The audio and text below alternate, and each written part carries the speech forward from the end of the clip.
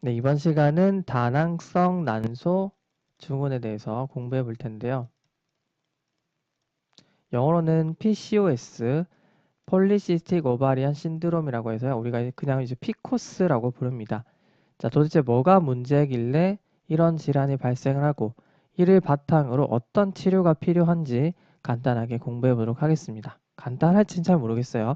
자, 일단은 우리가 호르몬에 대해서 조금 정리를 하셔야 돼요. 결국 얘는 호르몬 불균형이라고 할 수가 있거든요. 자, 어떤 게 문제인지 보겠습니다.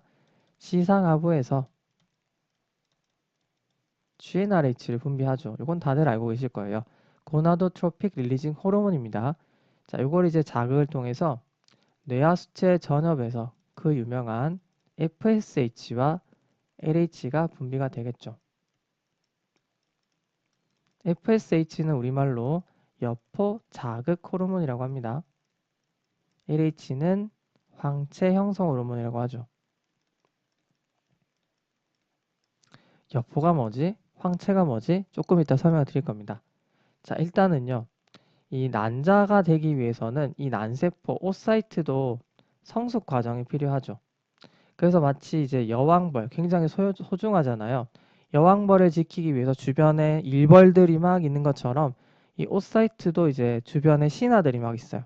그래서 여러 가지 세포들이 막 주변에 둘러싸요. 그래서 이런 이제 세포 집합체죠.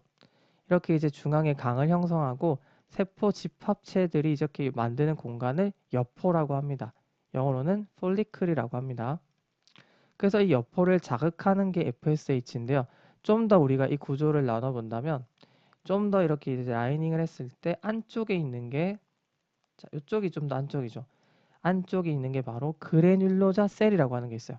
그리고 조금 더 바깥쪽에 바로 인접한 세포가 있는데요. 요거는 스테카셀이라고 하는 게 있습니다. 자, 바로 한번 연이어서 적어볼게요. 바로 이 FSH가요. 그레뉼로자 셀에 가서 작용을 합니다. 그레눌로자 셀은 우리말로는 과림막 세포라고 합니다. 그리고 이 LH는요. 바로 인접한 테카셀에 가서 작용을 합니다. 테카셀은 우리말로는 난포막 세포라고 합니다. 자, 여기다가 한번 동그랗게 그려볼게요. 얘네들을 좀 크게 그려봤다라고 생각하시면 돼요. 그러니까 안쪽에 있는 게 지금 그레눌러 셀, 바깥쪽에 있는 게 테카셀. 그런데 인접해 있다라고 생각을 하시면 되는 거죠. 자, 일단은 테카셀에서 하는 일은요. 콜레스테롤을 가지고 막 이제 여러 가지 효소를 가지고 만드는 거죠. 뭘 만드냐? 안드로겐 많이 들어보셨죠? 안드로겐의 일종이라고 생각하시면 되는데요. 안드로스테네디온이라고 하는 물질을 만들어요. 자, 안드로겐의 일종이다라고 생각하시면 되는데 이렇게 이제 만든 거를요. 바로 이제 인접해 있는 이 과림막 세포한테 갖다 줘요. 야, 내가 일단은 초석을 다져놨으니까 너가 또 만들어봐라 라고 툭 던져주는 거죠. 마치 이제 밀가루 반죽을 만들면 자, 칼국수를 만들던지 피자를 만들던지 네가 알아서 만들어봐라 하고 옆에 딱 주는 거죠. 네, 그래서 이 옆집에 있는 과림막 세포에서 밀가루 반죽인 안드로스테네디온을 받았죠. 이걸 가지고 칼국수를 먼저 만들 겁니다. 바로 에스트론이라고 하는 물질인데요. 에스트로겐의 일종입니다. 에스트로겐도 여러 가지 종류가 있거든요. 이걸 우리가 E1이라고 간편하게 표현합니다. 자, 우리가 밀가루 반죽 가지고 칼국수를 만들려면 뭔가 쇠붙이 같은 걸로 예쁘게 잘라야 되잖아요. 그래서 이걸 우리가 아로마타제라고 생각하시면 돼요. 그러니까 이거를 가공하는 어떤 쇠붙이를 효소인 아로마타제라고 생각을 하시면 되는 거고요. 그 다음에 이 밀가루 반죽 가지고 테스토스테론도 만들 수 있습니다. 또 다른 이제 어떤 효소가 필요합니다. 그리고 이 테스토스테론 가지고 에스트라디올도 만들 수 있어요. 그러니까 피자가 또 만들어진 거죠. 이 에스트라디올은요. 에스트로겐의 또 일종으로 E2라고 표현합니다. 자, 이게 바로 에스트로겐 중에 가장 활성이 강한 물질이에요. 이게 이제 중요한 거죠. 물론 이 둘에도요. 변환이 가능합니다. 자, 이렇게 이제 우리가 정리를 할 수가 있고요. 그럼 이제 이 에스트라디올이 충분히 만들어졌으면요. 어떤 일을 하냐? 자, 우리가 이 여성의 어떤 월경 주기가 있는데요. 배란 전후로 나눠볼 수가 있어요. 배란을 이제 기점으로 했을 때 이건 이제 FSH 어떤 호르몬 레벨을 표현하는 겁니다. 이게 이제 배란을 할 때겠죠. 배란을 할 때 전과 후로 이렇게 나눠볼 수가 있고요. 그 다음에 LH라고 하는 건요. FSH에 비해서는 원래 전반적으로 낮다가 이 배란 직전에 폭등을 합니다. 그렇다가 다시 내려오죠. 자, 그래서 이렇게 이제 배란 직전에 있는 FSH는 더 이상 이제 필요가 없어요. 에스트라디올의 입장에서는요. 이 FSH가 하는 역할이 뭐라고요? 여포를 자극하는 역할을 한다면서요. 이미 여포를 자극해서 이 과림막 세포에서 충분한 에스트라디올을 만들었어요. 에스트로겐을 만든 거죠. 그럼 이제 에스트로겐의 입장에서는 내가 이미 있는데 또 다른 여포를 자극시켜서 또 배란을 시킬 이유가 없는 거죠. 그래서 억제를 시킵니다. 자, 여포 자극 호르몬을 피드백 이니비션을 통해서 억제를 하는 거죠. 자, 그래서 뇌하수체 전엽을 통해서 이렇게 FSH를 억제를 하고요. 또 이제 한편으로 LH는 아직 필요합니다. 배란 직전 단계에서 LH는 아직 황체를 안 만들었잖아요, 지금. 그래서 황체는 이렇게 이제 여포에서 알맹이인 이 오사이트가 빠져나온 껍질을 우리가 황체라고 하거든요. 아직 배란 안 됐잖아요. 그래서 배란 직전에 LH는 아직 필요하기 때문에 얘는 오히려 자극시켜주는 역할을 하게 됩니다. 그래서 하나는 억제를 당하고 하나는 촉진을 받는다라고 생각을 할 수 있는 거죠. 그러다가 이제 이게 배란이 됐어요. 배란이 되면 이 껍질들은 이제 남아가지고 황체가 되는 거고요. 이렇게 이제 제2난모 세포의 형태로 완전히 이제 배란이 되는 거죠. 쏙 빠져나오는 겁니다. 그럼 이제 여기서 뭘 만듭니까? 바로 프로게스테론이 만들어지잖아요. 아니면 또 에스트로겐의 뭐 일부 물질들이 만들어지는 거죠. 그래서 이렇게 이제 배란 직후에, 그러니까 배란이 나타나고 난 후에 이제 FSH나 LH 같은 경우는요. 더 이상 이제 여포를 자극할 필요도 없고 황체를 형성할 필요도 없습니다. 충분히 만들어졌다라고 한다면 그때는 이제 FSH나 LH나 다 억제를 하는 거죠. 뭐 여기도 이제 억제를 할 수가 있고 이 시상압을 억제할 수도 있는 겁니다. 이런 식으로 이제 흘러가는 게 정상적인 생리예요. 네, 그러면 도대체 이 피코스 환자에서는 뭐가 문제냐? 하나씩 살펴볼 텐데요. 첫 번째는 인슐린 저항성입니다. 당뇨에서도 우리가 공부를 하잖아요. 자, 이렇게 인슐린이 세포에 어떤 신호를 보내려면 수용체에 딱 결합을 해야 되겠죠. 자, 인슐린을 쉽게 말해서 우리가 열쇠라고 할 수 있습니다. 그리고 수용체는 열쇠 구멍이라고 생각을 할 수가 있는데요. 키를 넣으면 문이 열려야 되죠. 적절한 반응이 있어야 되는데 세포에서 반응이 없는 거죠. 이 인슐린을 통해서 우리가 기대하는 반응은 포도당을 소모시키는 겁니다. 그래서 이제 당을 낮춰야 되는데 이게 도무지 반응이 없는 거죠. 그러면 인슐린이 답답해서 수를 늘려보지만 별 효과가 없겠죠. 자, 포도당이 이제 소모가 잘 안 되고 축적이 되면요. 결국 지방세포가 되고요. 체중 증가로 이어지겠죠.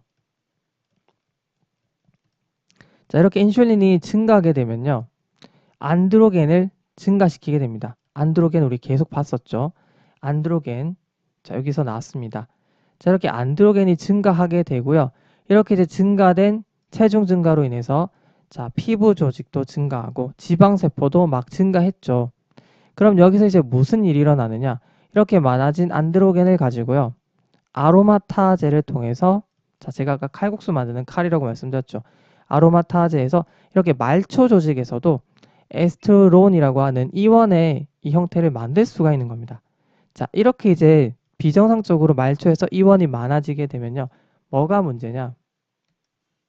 에스트로겐은 아까 뭘 할 수 있다고요? 피드백 이니비션 할 수 있다고요. 그러면 이 시상압을 억제시킬 수도 있고 뇌하수체 전엽을 억제시켜서 결국 FSH나 LH의 이런 레벨을 떨어뜨릴 수가 있다고요. 그런데 여기서 또 복합적으로 나타날 수 있는 게 뭐냐면요. 자, LH의 과도한 분비입니다. 자, LH가요. 똑같이 이렇게 FSH랑 LH가 같이 억제가 되는데도 불구하고 비정상적으로 얘는 억제가 잘 안 되고 과도하게 분비가 될 수 있다라고 하는 거죠. 그러면 뭐가 문제냐?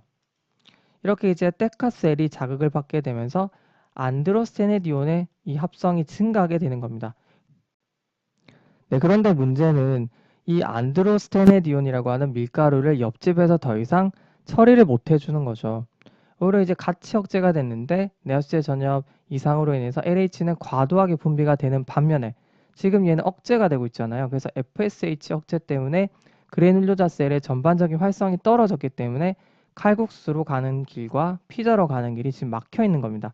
그럼 이제 계속 쌓이게 되고 이게 이제 말초에서 아로마타제에 의해서 이원으로 계속 이제 에스트로겐이 되는 거죠.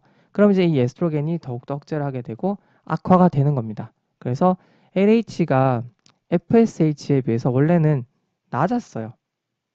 그런데 LH가 지금은 FSH보다 더 많아진 상태고 이걸 우리가 조금 이제 다르게 표현한다면 LH와 FSH의 비율이 2보다 클 때를 이제 피코스랑 관련이 있다라고 표현을 합니다. 자, 그 다음에 또 다르게 또 다른 메커니즘을 설명드리면 우리가 부신에서도 이렇게 안드로겐을 만드는 거 아시죠? 그래서 이제 안드로겐, 테스토스테론, 또 우리가 DEAH 이런 것들을 만들게 되는데요. 아, DHA죠. 아이씨.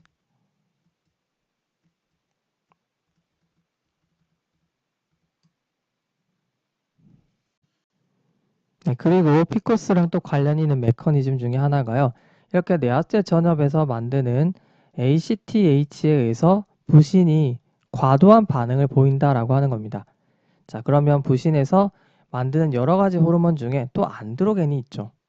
자, 이렇게 피코스는 안드로겐의 어떤 생산 증가랑 관련이 있는 거 아시겠죠? 안드로겐에 의해서 테스토스테론이나 DHEA 이런 이제 호르몬이 증가하게 되면 여성임에도 이게 이제 남성화를 시킬 수 있는 겁니다. 그래서 자, 다모증이 발생할 수 있어요. 털이 많아지고 여드름도 많아지고요. 그 다음에 남성형 탈모증 이런 것들이 발생할 수 있는 겁니다. 그래서 이제 이런 건 임상 증상으로 나타나는 거고 피검사를 보면 이런 테스토스테론이 증가할 수 있는 거죠. 자, 그리고 FSH가 이렇게 만성적으로 감소가 되면요. 결국 여포가 제대로 자극이 안 되고 그러면 결국 배란 준비가 안 된 거기 때문에 배란이 멈춰요. 그래서 무배란이 발생할 수가 있는 겁니다. 그리고 이렇게 FSH나 LH의 비율이 깨져 있는 상태이기 때문에 월경 자체가 잘 안 일어나겠죠. 배란이 일어나야지 그 다음에 뭐 프로게스테론이 뭐 만들어지고 탈락이 되고 뭐 이런 일이 생길 텐데 일단 이게 배란이 안 되니까 월경 자체가 잘 안 일어나겠죠. 그리고 뭐 희소월경이 일어날 수도 있습니다. 그래서 결국 우리가 초음파로 난소를 들여다보게 되면요. 배란이 되지 못하고 남아있는 주머니 형태의 폴리클들이 여러 개 보이기 때문에 우리가 피시코스라고 하는 거잖아요. 폴리시스틱 오바리안 신드롬이라고 하는 이유가 다 있습니다. 이런 것들이 이제 중요한 진단 기준에 해당하는 내용들이고요. 그러면 우리가 이제 어떤 치료를 해줘야 되느냐 간단하게 살펴보도록 할게요. 네, 우선 기본은 체중 감량입니다. 증가된 지방세포 때문에 여기서 아로마타제에 의해서 에스트로겐의 일종의 에스트론이 만들어졌잖아요. 이것 때문에 지금 만성적으로 FSH가 억제가 되는 겁니다. 그래서 이제 배란도 안 됐던 거고요. 그래서 기본적으로 체중 감량에 힘써 주셔야 되고요. 그 다음에 이렇게 지방세포가 쌓였던 이유는 인슐린 저항성 때문이었죠. 포도당을 빨리 이렇게 소모를 못 시켜줬으니까요. 그래서 우리가 당뇨 환자에서도 이 인슐린 저항성 때문에 메트포르민을 쓰잖아요. 그래서 이런 피코스 환자에서도 메트포르민을 사용해 볼 수 있습니다. 그래서 인슐린 저항성을 개선시켜주면 지방세포의 축적을 막아서 결국 이원의 양을 감소시켜 줄 수가 있는 겁니다. 자, 그 다음에 우리가 이제 클로미펜이라고 하는 걸 씁니다. 클로미펜. 이 클로미펜이 하는 역할은요. 배란을 유도시켜 줍니다. 그리고 이제 특히나 임신을 하고 싶어 하는 사람 있죠. 임신을 하기 싫다라고 했으면 그냥 피임제를 우리가 보통 에스트로겐이랑 프로게스테론을 쓰죠. 그런데 임신을 하고 싶다. 그래서 배란을 유도할 때는 클로미펜을 씁니다. 클로미펜은 어떤 역할을 하냐면요. 이렇게 이제 시상하부 쪽에 에스트로겐이 옵니다. 그럼 이제 에스트로겐을 딱 받고 아, 에스트로겐이 지금 자기가 많다고 나한테 신호를 보내는구나. 그러면 이 FSH나 LH 같은 것들을 더 이상 이제 분비하지 않는 쪽으로 해야 되겠다라고 반응을 하는데요. 그러니까 피드백 이니비션을 못하게 하는 게 바로 이 클로미펜입니다. 대신 딱 결합을 해서요. 자, 자기가 에스트로겐이 오기 전에 선접을 하는 거죠. 아직 에스트로겐 없다. 이런 식으로 이제 착각을 일으키게 하는 겁니다. 에스트로겐이 이제 자기가 이제 와서 결합을 하려고 해도 이미 선접을 한 거죠. 클로미펜이. 그러면 이 시상아부나 이런 내사체 전엽에서는 에스트로겐이 부족한 거라고 생각을 하고요. 그냥 이제 FSH를 자극하게 되는 거죠. 그래서 FSH에서 여기가 이제 뚫리는 겁니다. 그러면 이 과림막 세포에서 열심히 이게 칼국수랑 피자를 만드는 쪽이 되는 거죠. 그렇게 되면 이제 여포 자극이 되면서 배란을 유도하게 되는 원리입니다. 그래서 이런 이제 무배란을 좀 이제 해소해 줄 수 있는 겁니다. 그리고 이제 우리가 또 프로게스테론이라고 하는 것도 쓸 수 있어요. 프로게스테론 같은 경우도요. 결국에는 제가 아까 요게 FSH나 LH 같은 것들을 다 억제시켜 준다라고 했는데요. 이거는 다모증 같은 것들을 해결해 주려고 씁니다. 그래서 이제 이런 안드로겐이 증가하게 되면 결국 이게 털을 또 많이 만들잖아요. 그래서 그런 목적으로도 프로게스테론을 쓰기도 하고요.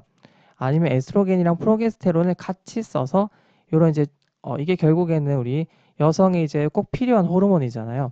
이 월경 주기를 조절하는 거기 때문에 어떤 희소월경이라든지 월경 같은 것들을 이제 조절해 줄 때 쓰기도 하고 또 질출혈 같은 것들을 조절할 때도 씁니다. 자, 그 다음에 아예 아니면 FSH나 LH를 이렇게 조절하기보다는 직접 내가 넣어주겠다라고 해서 고나도트로핀이라고 하는 걸 써보기도 해요. 자, 무슨 말인지 아시겠죠? 그러나 일단은 체중 감량이 우선이다. 체중 감량을 해주셔야 되고요. 그 다음 메트포르민을 쓰고 그리고 우리가 임신을 원할 때 그리고 배란을 할 때 그러니까 유도시킬 목적으로는 클로미펜을 쓰고요. 그래서 보통 메트포르민과 클로미펜을 같이 병합해서 쓰면 효과가 있습니다. 그리고 이제 요걸 통해서 우리가 FSH나 LH 자극을 시켜줄 수 있다 말씀드렸죠. 그런데 이게 안 듣는다. 그럼 이제 직접적으로 우리가 고나도트로핀이라고 하는 이런 FSH와 LH를 직접 넣어줄 수 있다 라고 하는 것이고요. 그 다음에 프로게스테론 같은 것들을 통해서 다모증 같은 거 조절해 줄 수 있고 아니면 임신 별로 필요 없다. 그냥 피임제를 넣어서 이런 이제 뭐 배란이나 월경 조절하겠다라고 할 때는 그냥 이제 우리 경구 피임약 있죠. 에스트로겐과 프로게스테론이 같이 들어있는 걸 복용해 볼 수 있습니다. 이게 결국 월경 주기나 질출혈 같은 걸 조절해 줄 수 있거든요. 자, 그렇게 우리가 PCOS에 대해서 전반적인 병태 치료에 대해서 간단하게 정리해 봤습니다. 네, 수고 많으셨습니다.